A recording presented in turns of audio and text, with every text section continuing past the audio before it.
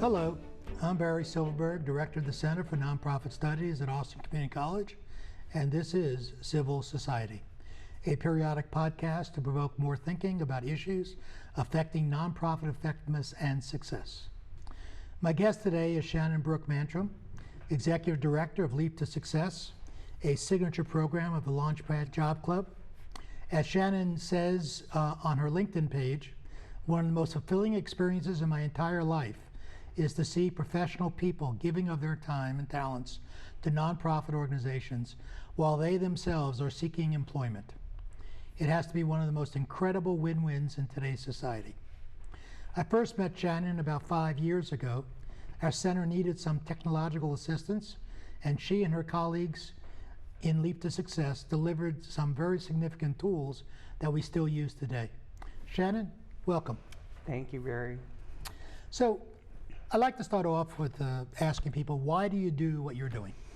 You know what? I get a real thrill out of the two areas that we service, the two communities. We are helpful to the job seekers because they are using their time and their talents to be able to then help nonprofits who have a definite problem that needs to be solved. And so by combining those two together, we're able to kind of, I love that win-win to me is definitely the perfect phrase.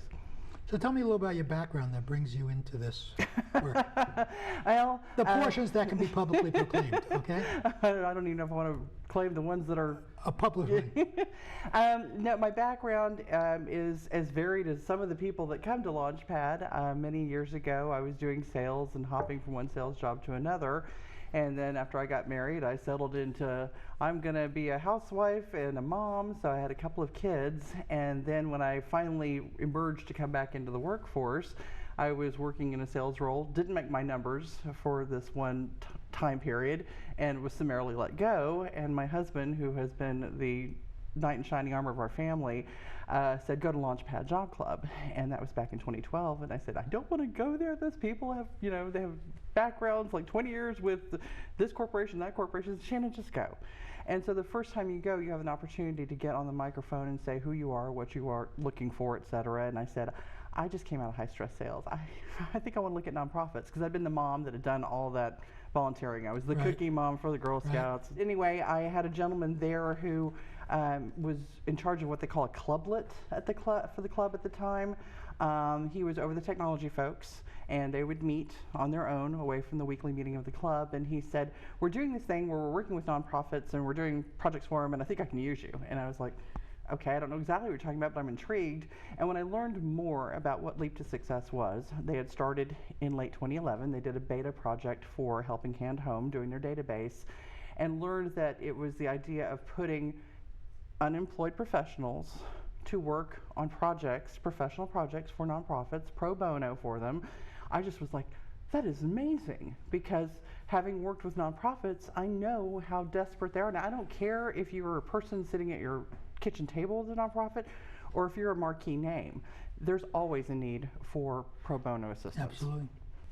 So, in terms of the current unemployment situation in Austin, I know you have some numbers to share. Okay. Well, what is it? And I know it's stratified between the average unemployment and then those who are of a more advanced more vintage generation. Vintage? Yeah. I'm going to use that term. I'm vintage. Okay. I'm getting there. So millennials are generally the benchmark, for most of the country. And Austin has the best unemployment rate in the country if you put it at the 2.9%. If you are 45 plus, it tends to be 11, 12, 13%. And so therefore the very skilled, highly seasoned, highly professional, highly experienced job seeker can sit on the market for a little while longer.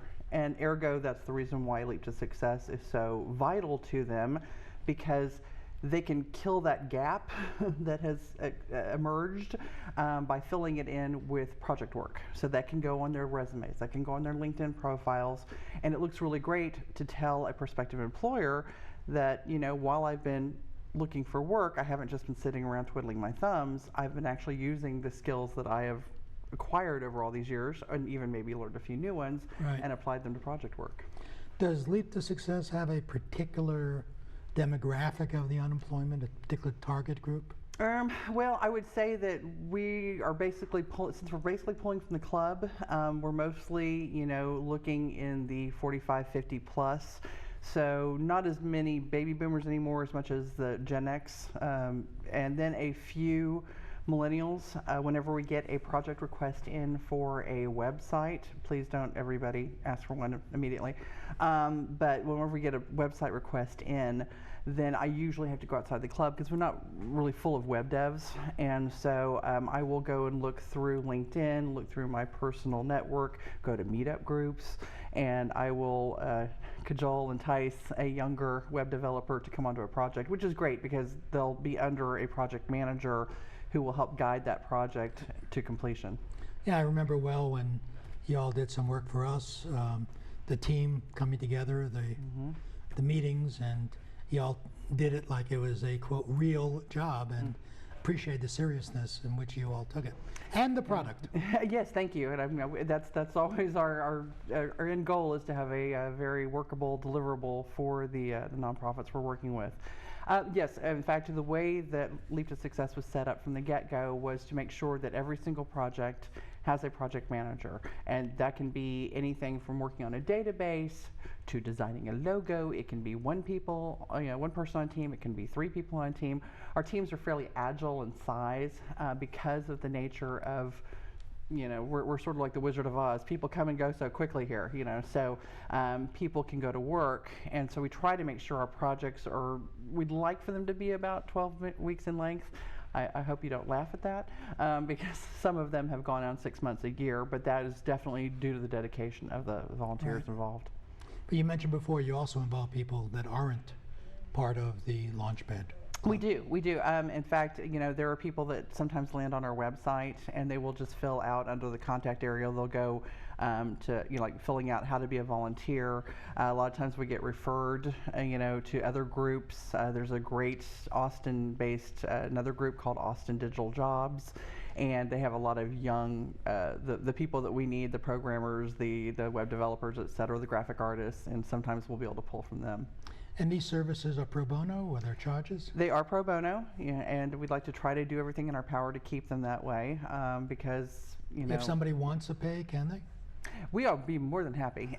Since we're a program of Launchpad Job Club, all donations, contributions, grants, etc., would go to Launchpad itself, but they could be designated funds for the program. Right. Are there other entities in Austin providing similar services?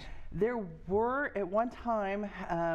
Dan Graham, his wife Lisa Graham, formerly of Build a Sign and now Notley Ventures, social venture capitalist. At one time they had austinprobono.org, but because they have switched their focus to their social venture fund, I think they had sold it or given it to somebody else, but I went to log on yesterday and it's no longer there. But even with austinprobono.org, they were simply sort of a matching website. It was kind of like, I'm a nonprofit, here's my need. I'm a volunteer, I go on the website, find the need. But some of the needs might have been stale dated. And because there was no project manager over each one of those, I'm not sure that every one of those came to a successful deliverable. The only other groups that I know doing things like this are like if somebody goes to maybe one of the major universities, maybe we need a business plan, so they might go to one of the business classes, or if they need a marketing plan, social media, etc. They'll do that. In fact, we have worked with UT and ACC with some of their younger folks on projects. That's cool. I mean, the service is wonderful. It's such a beautiful, in some ways very simple but beautiful idea. Are there particular kinds of projects that fit? I mean, one is time frame, but are there particular kinds of projects, those listening, probably most are in the nonprofit arena, and looking for stuff for that pot of gold of zero? Well, I would say it's more like we are sort of more attuned to what the nonprofits need, and so they kind of dictate what is being asked. So a lot of times they'll ask for websites, they'll ask for business plans, they'll ask for marketing plans, social media marketing plans, etc.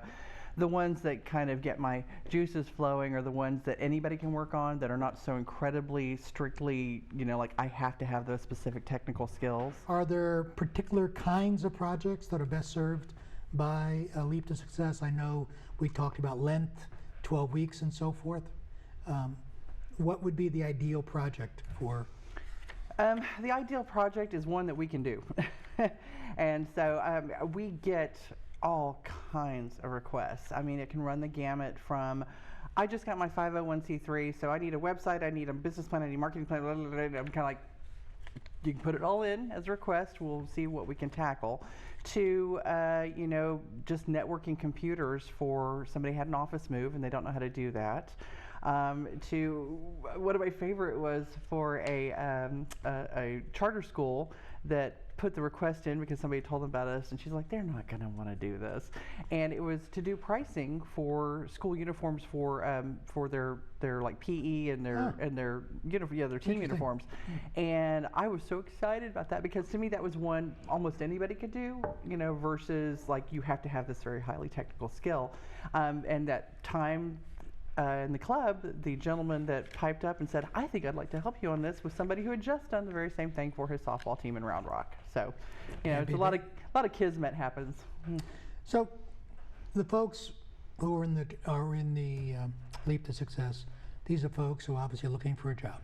Okay, what other needs, interests, concerns of somebody aside from the economic piece when they're unemployed? I think it's just to feel useful. I find, especially in the demographic that I'm in, which is the 50 plus, that if you're out there looking for 6, 8, months further and further, you begin to feel like you're unwanted, that nobody sees you for the value that you once had in yourself. And I've had several of our volunteers, our project managers, come to me over the years and they thank me, which I just think is so funny because they are so incredibly talented, but they thank me for the opportunity to just kind of give them their self-esteem back, because they're feeling like they're valued. Yeah. In times of my life when I was unemployed, that was the most important thing, is do something to feel valued. Have a reason to get out of bed in the morning is really important. And I think that's really a major component to what you guys are providing. It's really phenomenal. Absolutely. How does one get connected to Leap to Success if one's unemployed? If one's unemployed, my first suggestion is to actually attend a weekly meeting of Launchpad Job Club, and that's held every Friday morning without fail. I think the only time we don't hold it is the Friday after Thanksgiving, and if Christmas and New Year's fall on a Friday. But otherwise, rain, shine, whatever, we're there. And it's been such an incredibly, it's like a port in the storm, for so many people, because they find us and they feel like suddenly they're in a community of people, of like-minded people. They're not on their own anymore. Right. Then I'm usually at the Friday meeting, and I will announce a project request that's come in, or you can go to our website and be able to see under the available projects area. And if that's something that speaks to either your background or your passion, or hopefully both, then it's easy enough to reach out to me through the website, because there's an email I monitor, and then I will definitely, well, let's put it this way, if you don't find me, I'll probably find you. Yeah, that's what I sensed. And what would I do if I was a nonprofit and I wanted to, is there a form I need to fill out? How do I get myself the benefit of the kinds of services you all provide?